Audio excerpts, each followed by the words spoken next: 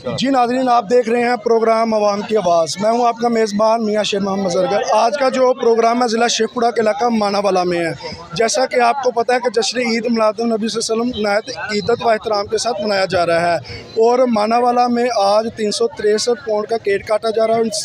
इस वक्त हमारे साथ खलील भट्टी अमन कमेटी के चेयरमैन मौजूद है। इनसे बात करते हैं कि इसके हवाले से क्या कहना है। जी बिस्मिल्लाहिर्रहमानिर्रहीम। एक तो मैं सब अपने जो मुसलमान बहन भाई हैं उनको नबी सल्लल्लाहु अलैहि वसल्लम की आमद के सिलसिले में मुबारकबाद देना चाह रहा हूँ। तो दूसरा ये है भाईजान कि हम ये जो है ना तकरीबन 10 साल से ये जो है केक की कटिंग कर रहे हैं।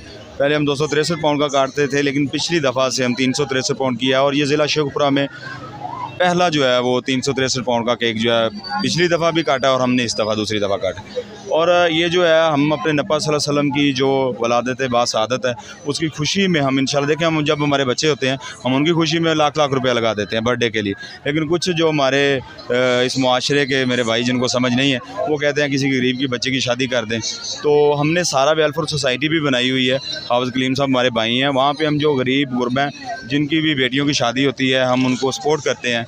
तो दूसरा भाईजान, मैं ईद मिलादुन्नबी के मौके पे एक और आपसे बात करना चाह रहा हूँ कि मैंने अपनी टीम के साथ अपने भाइयों के साथ मशवरा किया है कि नेक्स्ट इंशाल्लाह 12 रबीउल अव्वल पे हम मानावाला में 2 उम्रे के मुकम्मल पैकेज जो हैं वो देंगे आवाम को कुरानंदाजी में। ठीक है जी। आपने गुफ्तगू सुनी है, इनका यही कहना है कि नेक्स्ट आने वाले साल मज़ीद इसको 300 से 450 तक लेके जाएंगे और 2 उम्रे के टिकट भी हम देंगे।